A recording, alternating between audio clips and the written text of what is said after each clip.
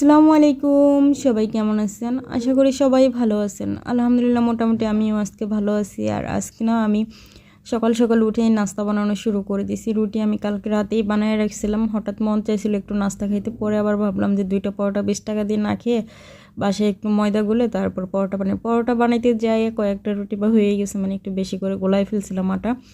তারপরে আর কি রুটিগুলোরে ফ্রিজে রেখে দিয়েছিলাম। তো এটা একটা ভালোই হয়েছে, সকালবেলা উঠে শুধু তাওয়ায় সেঁকে নিতেছি।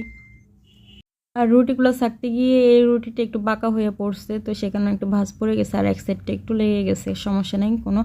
আর এখানে একটু গ্রিন টি বানাইতেছি, অনেক দিন হয় গ্রিন টি খাই না, কারণ মেয়েদের তো মানে প্রতি মাসে একদম 30 দিনই খাওয়া যায় না, যে একটা ছুটির টাইম আছে ওই টাইমে গ্রিন টিটা না খাওয়াটাই ভালো। তো নাস্তা করে গ্রিন টি খেয়ে তারপরে আবার একটু আসলাম আমার বিছনাটা গুছাইতে। বিছনাটা অনেক দিন হয়েছে যে বেডশিটটা মানে আমি চেঞ্জ করি না। তো বিছনা গুছাইতে এসে দেখি যে বেডশিটটা একটু ময়লা হয়েছে, তো ওইটাও চেঞ্জ করে নিই। নীরবকে বললাম যে আম্মুর তো কোমরে ব্যথা, তুমি একটু বেডশিট নামাই দাও।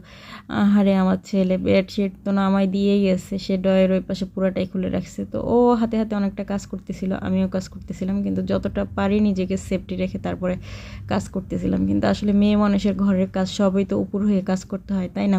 চাইলেও তো আর মানে সব কাজ থেকে মানে বিরত থাকা যায় না। যেমন 2-3 দিন আমি বাসায় ঠিকঠাকভাবে কাজ করতে পারি নাই, কিন্তু এত এত কাজ জমা ছিল। যেদিন আমি বাসায় রান্না করি নাই, আল্লাহ দিলে আমার জামাই এবং আমার ছেলে দুইজনে মিলে র্যাকে যত থালা বাটি ছিল সব বেসিংয়ে নিয়ে একদম উপর করে রাখছিল, মানে সবগুলো ময়লা করে রাখছিল, একটা গ্লাসও ধোয়া বাকি ছিল না। তো 2 দিন আমি কাজকর্ম ঠিকভাবে করতে পারি নাই, আমার পাহাড় সমান কাজ জমে গেছে। তো সবার আগে বিছনা টিছনা গুছিয়ে নিলাম।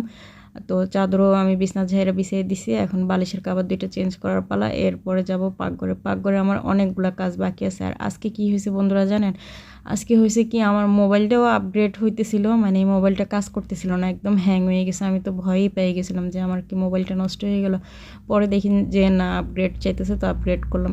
1 ঘন্টা হয়ে গেছে আপগ্রেড করতে করতে, তো আমি আর রান্নাবান্নার তেমন কোনো ভিডিওই করতে পারি নাই।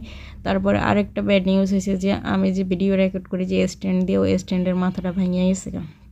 তো কী আর করার, কিছু তো আর করার নেই। তো রান্নাবান্না শেষ হয়েছে, আবার ভাবি আসলো, ভাবিকে একটু সময় দিলাম। সময় দেওয়ার পরে আমি ভাবলাম যে একটু মার্কেটে যাব। কাজটা আজকে মানে তাড়াতাড়ি সবগুলো কাজ শেষ হয়ে গেছে, তো মার্কেটে যাব ভাব দিয়ে দেখি যে মাত্র 3:10 হয়েছে। আমি আচ্ছা ঠিক আছে আর একটু পরে যাই।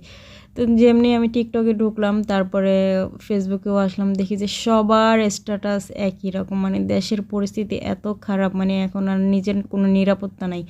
তো আর কি করার, পরবর্তীতে কতক্ষণ মানে একদম হয়ে ছিলাম। তো আমার হাজব্যান্ড আবার বাসায় এসে আমাকে বলতেছে তুমি এরকম গম্ভীর হয়ে আছো কেন। আসল কথা হয়েছে যে আমি গম্ভীর হয়ে আছি কেন সেটা আমি অনেক পরে বুঝতে পারলাম, যে এই ধরনের ব্যাড নিউজগুলো শুনতে একটুও ভালো লাগে না। দেশ ভালো না থাকলে তো আমরাও ভালো থাকতে পারি না, তাই না? পরে আর কি ছেলের জন্য ভাবলাম যে একা একা মার্কেটে যাওয়া ঠিক হবে না, সাথে ছেলেকে নিয়ে যাবো, নয়তো ছেলে আসলে ছেলেকে দোকানে বসায় ওর আব্বুকে সাথে নিয়ে যাব। তো ছেলের জন্য অপেক্ষা করতে করতে এখন প্রায় সন্ধ্যা হয়ে গেছে, ও স্কুল ছুটি হয়েছে, তারপরে আবার গেল কোচিংয়ে, কোচিং থেকে আসতে মাত্র। এখন সন্ধ্যাবেলা আমি ভয়েস দিতেছি। আজকে আর মার্কেটে যাওয়া হইলো না, তাহলে আমাদের মেয়েদের নিরাপত্তা কোথায়, দেশের মানুষের নিরাপত্তা কোথায়, এটাই আমার একটা প্রশ্ন রয়ে গেলো। তো আল্লাহ হাফিজ বন্ধুরা, সবাই ভালো থাকবেন, সুস্থ থাকবেন, সেই দোয়া রইলো। টাটা।